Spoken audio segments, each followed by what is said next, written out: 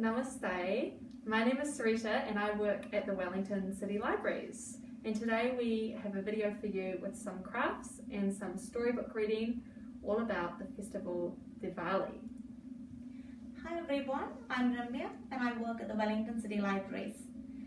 Diwali, the festival of lights, is just around the corner. You know, like the big Diwali event in the TSB Arena and the fireworks at the waterfront will be sorely missed this year. Obviously, this is highly disappointing for all of us Wellingtonians. But there is certainly a reason for cheer and celebration despite the world situation. Along with Wellington City Council, the libraries are organizing some fun and easy ways we can celebrate Diwali online. We hope to get everyone from our communities involved in this festive time. So today we are here to engage the young people, our kids, with some craft works and storytelling.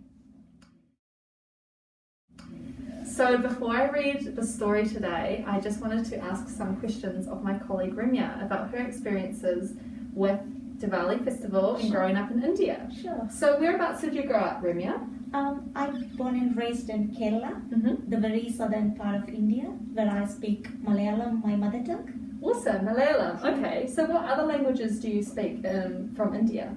Well, India is one of the diverse lands found anywhere in the world with 29 states, each with their own unique languages, traditions and religions.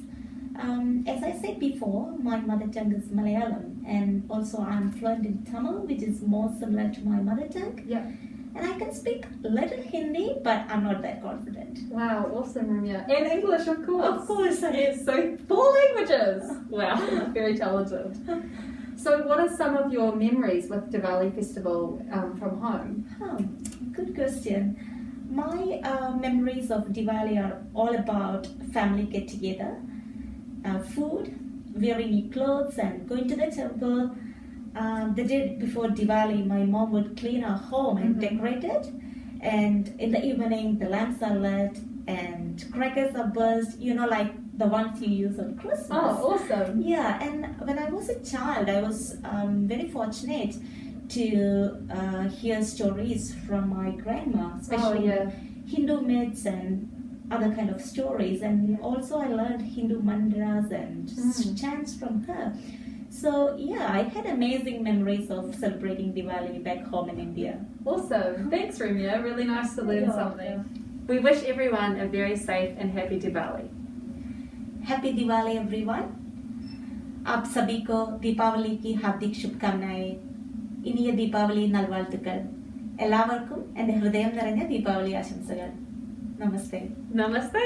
We have a few books in our library collection about Diwali, so I've just got some of them to show you today, and I thought I would read Rama and Sita. Rama and Sita, The Story of Diwali, written by Malachy, Doyle and illustrated by Christopher Kaur. Prince Rama was a great warrior and he had a beautiful wife named Sita. Rama's stepmother did not want him to become king, for she hoped her own son would be king instead. To get rid of Rama, she tricked the young prince's father into sending him away to the forest. So Rama and Sita went to live there in a tiny cottage. Life was peaceful until the day that Sita was spotted by the demon king Ravana.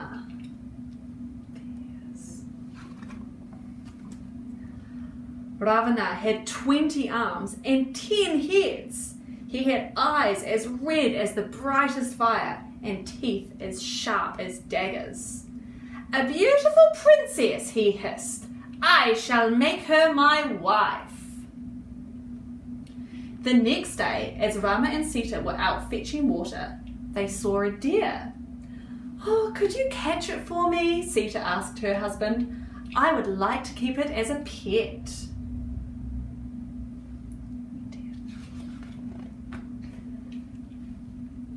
But the deer was a trick sent by the wicked demon. For as soon as Rama had gone deeper into the forest, chasing it, Ravana swooped down on Sita. He swept her up and away over the treetops. Sita was terrified, but she knew that she must leave a trail for her husband to follow. So she pulled off her golden anklet and threw it to the ground below her.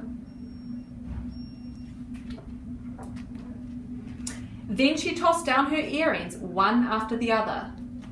And lastly, she removed her shiny scarf. Below her in a tree, a little white monkey looked up and saw her jewels falling. "The stars are falling from the sky," he thought.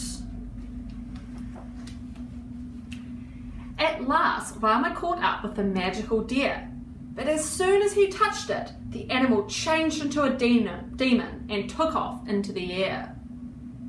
"It was all a trick," cried the prince. He rushed back to the cottage, but his beautiful wife was nowhere to be seen. "The demons have taken Sita," he moaned. "If it's the last thing I do in this life, I shall find her." He started to look for her. Deeper and deeper he went, into the very heart of the forest, until at last he saw something sparkle in the leaves. "Sita's golden anklet," he cried. "An earring," he gasped a moment later, "and another." A little further on, he caught sight of something bright fluttering in the trees. "Sita's scarf," he exclaimed, "the one I gave her on the day we were married." Suddenly, there before him was the little white monkey. He was Hanuman, the Monkey King. He led Rama to a great cave under a hill. Hanuman had sent word to all the monkeys in the world, and that they were told they must gather there. "The demon Ravana has stolen Sita," cried Hanuman. "Rama and his wife are friends to the animals. We must find her." So the monkeys went off in every direction. They searched the forest, the mountain, and the plain.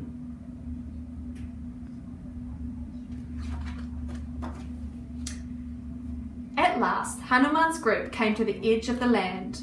There, far out in the sea, stood an island, and as soon as the Monkey King saw it, he knew that Sita was there. The island was surrounded by massive rocks and stormy seas, and the other monkeys could see no way to get ashore. But Hanuman was the son of the wind god. He climbed to the top of a hill, sucked in the wind all around him, then leapt out over the crashing waves.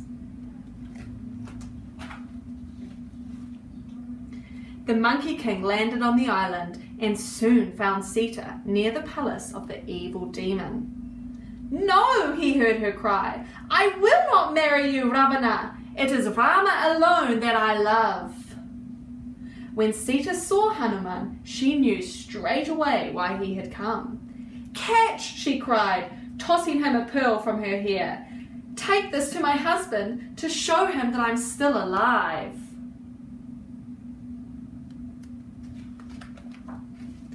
Rama was overjoyed at the news. Hanuman called all the monkeys together at the shore, but the waves were growing even bigger and they could see no way to get across. "Build a bridge," ordered the Monkey King.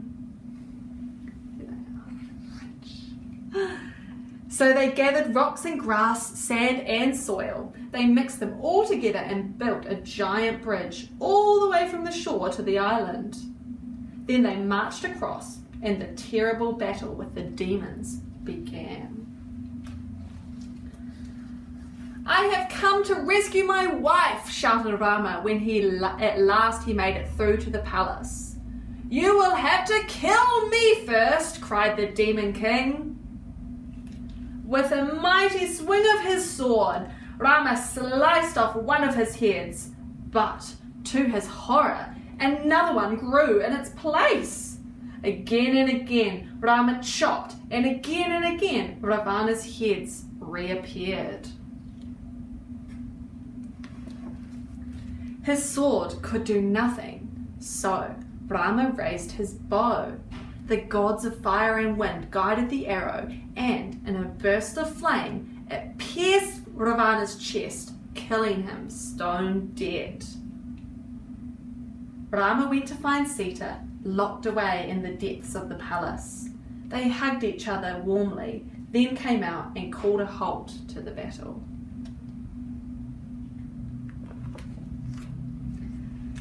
After thanking Hanuman and the monkeys, Rama and Sita returned to their own country to rule as king and queen. The gods threw flowers from the sky. The people lined the streets with flags, and in every house an oil lamp was put in the window to welcome them home. They ruled happily and well for many years until it was time for them to leave this life on earth and return to heaven.